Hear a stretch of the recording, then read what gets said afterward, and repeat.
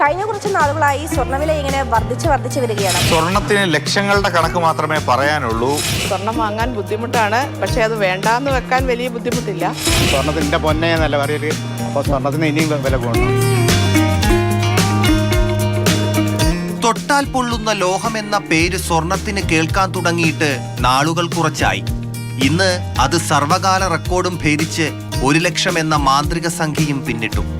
രാവിലെ വിപണി തുറന്നപ്പോൾ പവൻ 1700 രൂപ വർദ്ധിച്ച് 1,16,600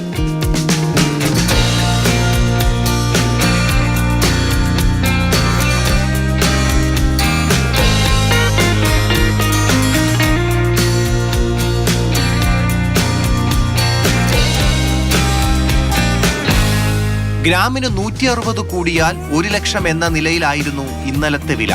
ഇന്ന് 220 രൂപ ഉയർന്ന് ഗ്രാമിന് 12,700 ആയി.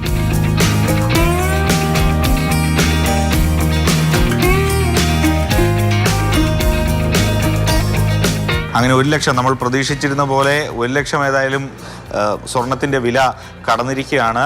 അമേരിക്കയിലെ ഏറ്റവും വലിയ ബാങ്കായ ഫെഡറൽ റിസർവ് അവരുടെ പലിശ നിരക്ക് കുറയ്ക്കുന്നത് കൊണ്ടുണ്ടായ ഒരു മാറ്റം തന്നെയാണ് സ്വർണ്ണവിലയിൽ വന്ന ഈ വർധനവ്. സാധാരണക്കാരെയും ബാധിച്ചിട്ടുണ്ട് എന്ന് വിചാരിച്ച് ആരും മാറ്റിവെക്കുന്നില്ല. ഉള്ള ആഭരണങ്ങൾ മാറ്റി പുതിയതിലേക്ക് മാറ്റിയെടുക്കുന്നുണ്ട്.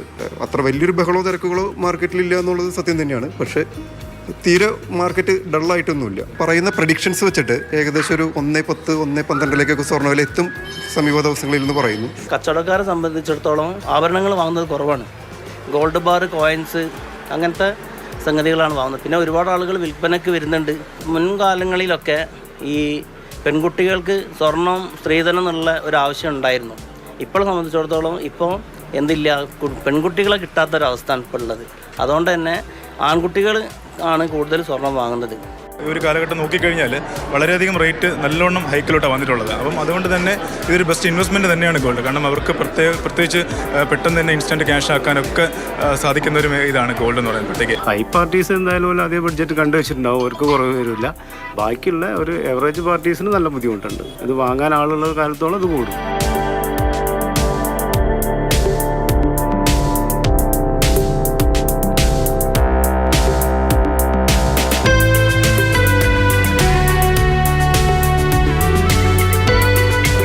ചെറിയ അളവിലുള്ള കുറവ് ചിലപ്പോൾ വന്നേക്കാം. കാരണം എല്ലാവരും ബഡ്ജറ്റ് വൈസ് ഓൾറെഡി പ്ലാൻ ചെയ്യുന്നതാണ്. പക്ഷെ നമ്മളെ കസ്റ്റമേഴ്സിന് നമ്മൾ കഴിഞ്ഞ ആഴ്ചകളൊക്കെ നമ്മൾ ബില്ല് ചെയ്തതെന്ന് പറഞ്ഞാൽ ഇപ്പോൾ നമ്മളിപ്പോൾ 1 ലക്ഷത്തിൻ്റെ മേലെ ഒരു 80,000 to 90,000 ആവറേജ് വരുന്ന ഒരു റേറ്റിലാണ് അവർ ബില്ല് ചെയ്തിട്ടുള്ളത്. കാരണം നമ്മളെ സ്റ്റോറിൽ ഒരു അഡ്വാൻസ് പ്ലാൻ ഓൾറെഡി ഉണ്ട്. അത് ഒരുപാട് നമ്മളെ കസ്റ്റമേഴ്സ് ഉപയോഗപ്പെടുത്തിയിട്ടുണ്ട്. അവരൊക്കെ എന്ന് പറഞ്ഞാൽ വലിയ സന്തോഷത്തിലാണ് ഇവിടുന്ന് പർച്ചേസ് ചെയ്ത് പോയിട്ടുള്ളത്. അതുകൊണ്ട് കല്യാണ സെയിലിലുള്ള ഒരു പർച്ചേസ് കുറഞ്ഞിട്ടില്ല. കൗണ്ടർ സെയിൽ ചെറിയൊരു കുറവ് വന്നിട്ടുണ്ട്.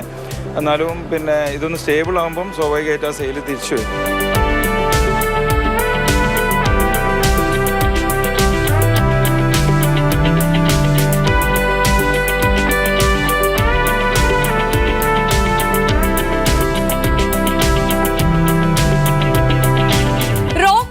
കുതിക്കുകയാണ് സ്വർണ്ണവില. പൊന്നിന്റെ പോക്ക് ഇതെങ്ങോട്ട് എന്ന അമ്പരപ്പിലാണ് മലയാളികൾ. 1925 വെറും 13 രൂപ മാത്രമായിരുന്ന പവന്റെ വില ഇന്ന് ഇപ്പോൾ നമ്മൾ സംസാരിക്കുമ്പോൾ 1 ലക്ഷം കടന്നിരിക്കുകയാണ്.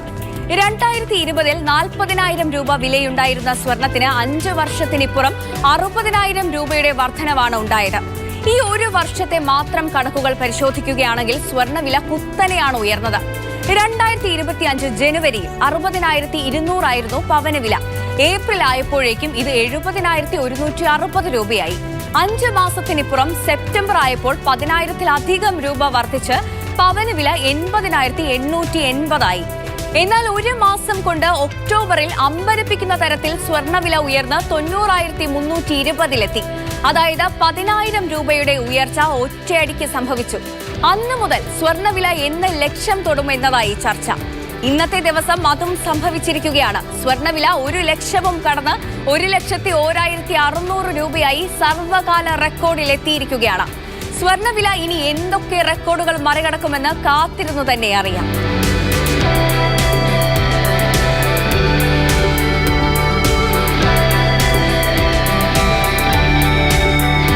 വിവാഹം, നൂലുകെട്ട് തുടങ്ങി വിവിധ ആഘോഷങ്ങൾക്കാണ് ഈ മഞ്ഞലോഹത്തെ ആളുകൾ ഉപയോഗിക്കുന്നത്.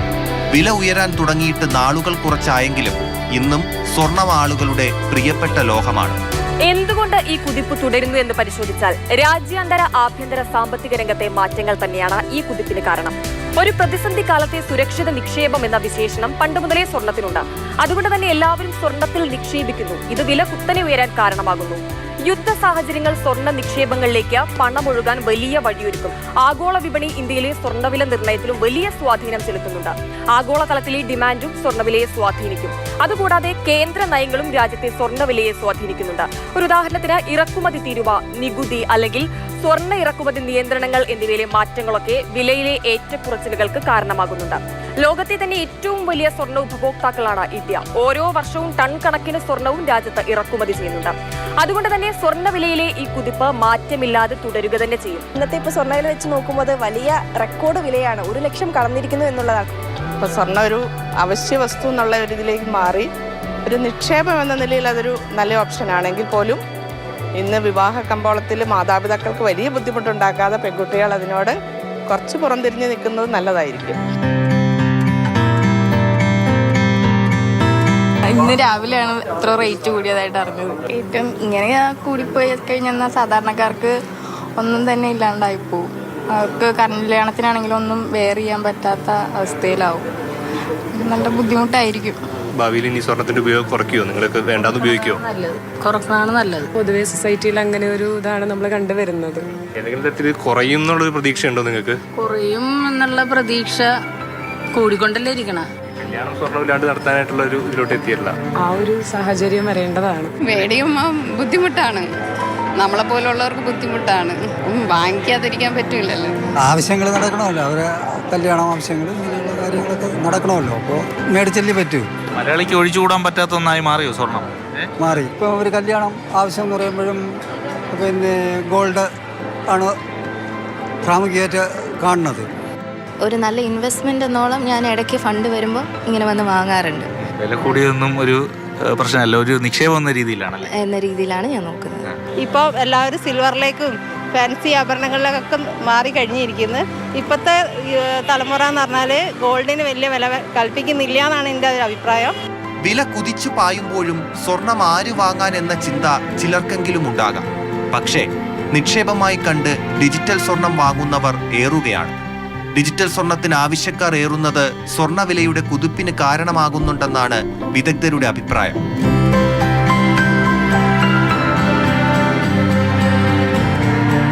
സ്വർണ്ണവില 1 ലക്ഷം രൂപ എന്ന മാജിക് ഫിഗർ ക്രോസ് ചെയ്ത ദിവസമാണിന്ന്.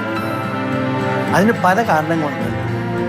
ഒരു സാമ്പത്തിക വിദ്യാർത്ഥി എന്ന നിലയിൽ ഞാനൊരു പരമപ്രധാന കാരണമായി കാണുന്നത് ഡിജിറ്റൽ ഗോൾഡിൻ്റെ ഒരു കടന്നുകയറ്റമാണ്. ഈ കുറേ കാലമായിട്ട് ഡിജിറ്റൽ ഗോൾഡ് പല പ്ലാറ്റ്ഫോമിലൂടെ ജനങ്ങൾക്ക് വളരെ എളുപ്പത്തിൽ ലഭിക്കുന്നുണ്ട്. അതിന് വളരെയധികം RBIയും സെബിയും പ്രോത്സാഹനവും നൽകുന്നുണ്ട്. ഈ ഡിജിറ്റൽ ഗോൾഡിൻ്റെ ഗുണം എന്താണെന്ന് പറഞ്ഞാൽ സാധാരണ ഗോൾഡിനെ പോലെയല്ല. സാധാരണ നാം ഒരു കടയിൽ പോയാൽ മിനിമം നമ്മൾ 1 ഗ്രാം ഗോൾഡെങ്കിലും വാങ്ങിക്കണം. എന്നാൽ ഡിജിറ്റൽ ഗോൾഡ് 1 രൂപയ്ക്ക് നമുക്ക് വാങ്ങിക്കാൻ പറ്റും. വെറും 1 രൂപയ്ക്ക് 1 മൈക്രോഗ്രാം ഗോൾഡ് നമുക്ക് സ്വന്തമാക്കാൻ പറ്റും. മാത്രമല്ല എളുപ്പത്തിൽ നമുക്ക് ആക്സസ് ചെയ്യാവുന്ന ഡിജിറ്റൽ പ്ലാറ്റ്ഫോംസ് ഇപ്പോൾ ഇഷ്ടം പോലെയുണ്ട്.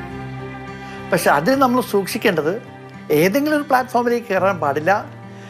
RBI അപ്രൂവ് ചെയ്ത പ്ലാറ്റ്ഫോമിൽ മാത്രമേ നാം മാർക്കറ്റ് ചെയ്യാൻ പാടുള്ളൂ. ഇങ്ങനത്തെ പ്ലാറ്റ്ഫോമുകളുടെ ഗുണം എന്താണെന്ന് പറഞ്ഞാൽ 100% ബാക്കിംഗ് ആണ്. അവരെത്ര സ്വർണമാണ് വിൽക്കുന്നുവോ അത്രയും സ്വർണം അവർക്ക് അവരുടെ നിക്ഷേപമായി വെക്കേണ്ടതാണ്.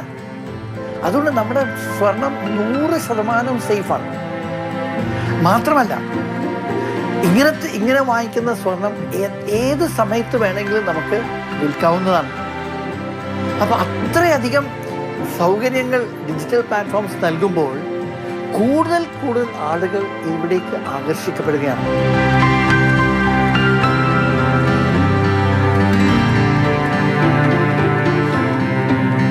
ഒരു കാലത്ത് നാം പറയാറുണ്ടായിരുന്നു ടെക്നോളജിയിൽ ഏറ്റവും കൂടുതൽ താല്പര്യം നമ്മുടെ പുതിയ തലമുറയ്ക്ക് മാത്രമാണ്.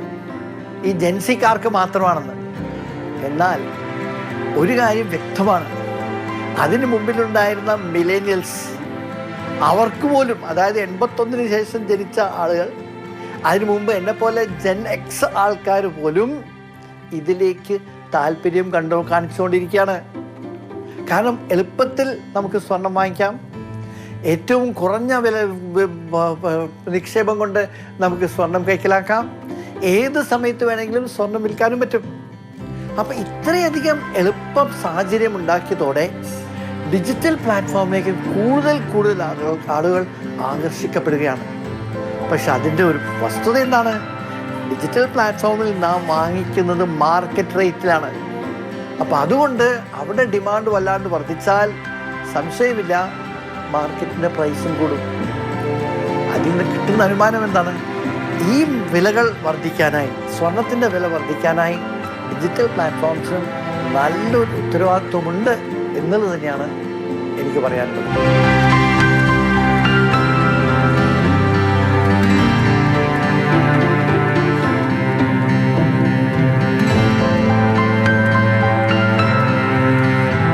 ഒരു പവൻ സ്വർണത്തിനാണ് ഇന്ന് വില 1 ലക്ഷം രൂപ കടന്നത്. ഇത് 1 പവൻ സ്വർണ്ണാഭരണം വാങ്ങുമ്പോൾ പണിക്കൂലി, ഹാൾമാർക്ക് ചാർജ്, GST എല്ലാം ഉൾപ്പെടെ 1,10,000 രൂപയെങ്കിലും ആകും. എന്നിരുന്നാലും പൊന്നല്ലേ, ആവശ്യക്കാർ ഉണ്ടാകും എന്നു തന്നെയാണ് വിദഗ്ധർ പറയുന്നത്.